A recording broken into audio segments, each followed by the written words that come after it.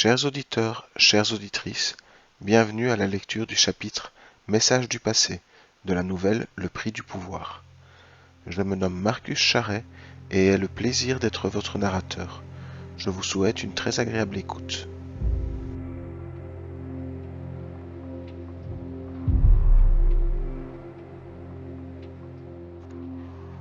Message du passé. Il me fit faire presque un quart du tour de la citadelle vers le levant, m'attirant de bouquets d'arbres en géants esselés, d'oasis touffues en parterres floraux.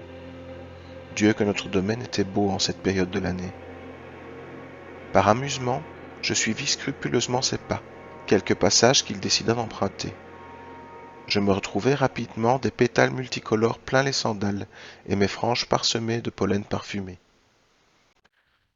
De peur d'effaroucher Fantôme, je préférai garder mes distances. La tâche était rendue aisée par le fait qu'il m'attendait à chacun de mes ralentissements. Cette balade impromptue hors des sentiers battus me permit de m'émerveiller de détails que je n'avais relevés jusque-là. Je remarquai par exemple plusieurs terriers bien camouflés.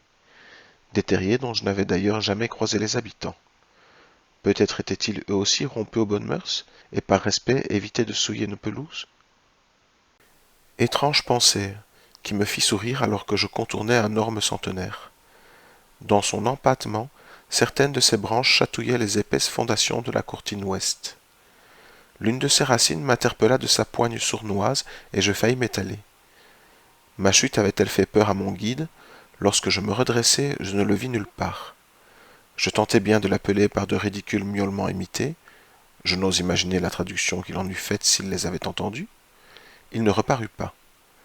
Déconcerté, j'avançai de quelques pas dans l'espoir de découvrir un défaut blanchâtre se détacher de la nature en éveil, sans résultat. Mon nouveau compagnon avait sans doute dû se fatiguer à m'attendre. Aussi, attristé de l'avoir perdu, je me résignai à faire demi-tour avec le pressentiment de la difficulté qui serait mienne de me replonger dans mes lectures. Je ne ferai pas de mystère, je revis Fantôme le lendemain, et au même endroit. Dire que je n'avais pas espéré sa venue aurait été mentir. Du reste, voir reparaître sa statique tache neigeuse dans la végétation frisotante eut sur moi un effet euphorisant. Non pas que suivre un animal inconnu fût devenu ma nouvelle passion, mais, d'une façon que je ne pouvais m'expliquer, je remarquai que sa seule présence me mettait en joie. Un peu comme si était née entre nous, de notre unique et brève rencontre passée, une forme d'amitié. Et qu'on me flagelle si ce ne fut pas le cas, je crus voir se dessiner sur ses babines un semblable sourire de contentement. Sans attendre qu'il ne m'invitât, je me levai et fis le premier pas, auquel il répondit identiquement à la veille. Il me fit emprunter le même chemin, je pense, car il me sembla reconnaître ses terriers masqués, ses buissons embrouillés et ses protecteurs boisés. Je tombai d'ailleurs sur l'orme, que je reconnus également à sa vicieuse patte légèrement soulevée. Quel mystérieux passage allait m'être dévoilé à partir d'ici? Je fus, à cet instant, importuné par un son impromptu. Il me provint de la droite, par-delà les étendues herbeuses où s'étendaient les profondeurs de notre domaine. Il se répéta, et j'y discernai l'écho de lointains aboiements. Probablement les chasseurs de pères, qui avaient débusqué du gibier pour le dîner. Évidemment, à cette distance, je ne pouvais les voir. Je me demandais d'ailleurs pourquoi j'avais eu le réflexe de tourner mon regard dans leur direction. Un regard que soudain je n'osais plus détourner, pris du désagréable pressentiment que si je refaisais face à... Et mon intuition avait été bonne, Fantôme n'était plus là. Affirmer que j'étais déçu serait euphémiste. Je rageais. Stupide chien. De dépit, je cognais l'orme du poing. Il n'en eut cure. Il avait raison, à quoi bon m'irriter? Le mal était fait et je ne pouvais m'en prendre qu'à moi-même. Quoique, j'étais aussi en droit d'en vouloir à ce guide par trop froussard.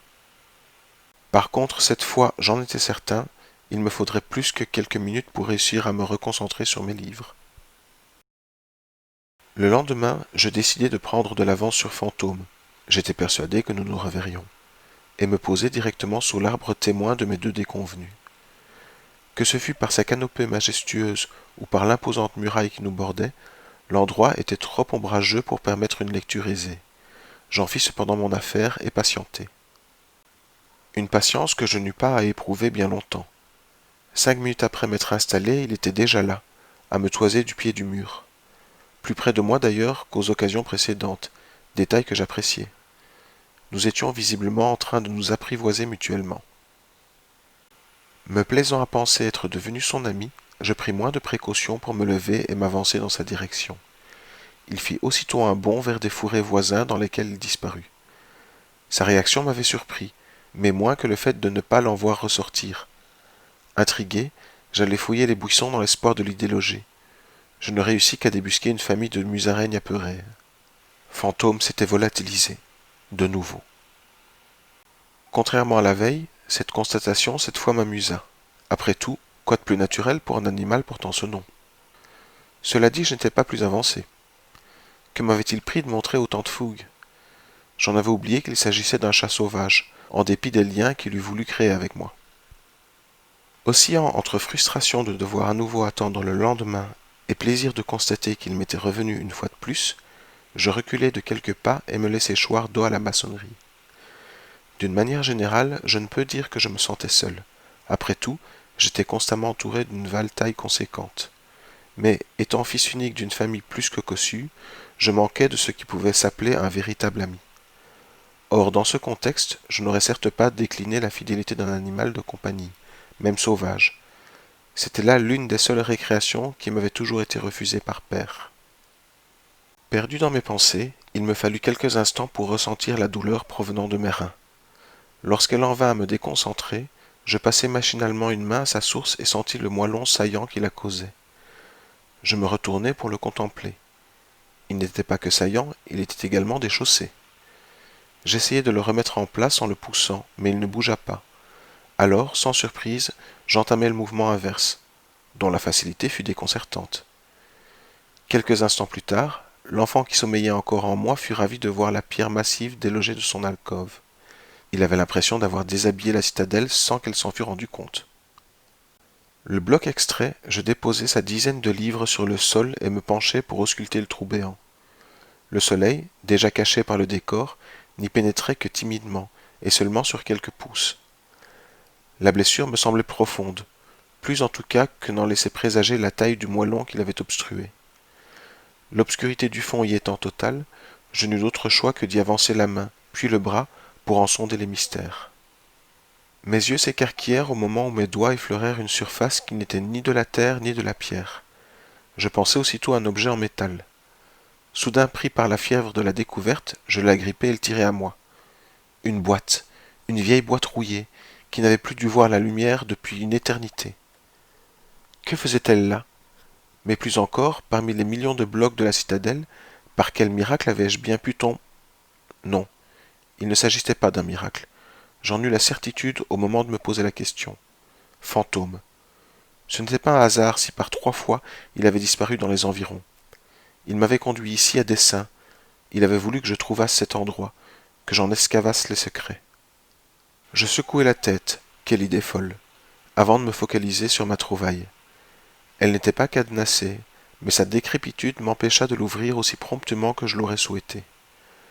À force de presser, cependant, son couvercle finit par céder, mais avec une telle brusquerie que je faillis lâcher prise. Son intérieur, expulsé en gerbes de petits objets, chuta dans l'herbe. Impatient, je déposai le contenant maintenant vide et partis à la recherche du contenu.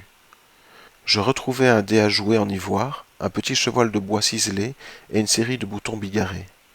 J'avais de toute évidence découvert un trésor, celui qu'un enfant avait caché là il y avait fort longtemps, probablement bien avant que je fus né. Ici se clôture ce chapitre.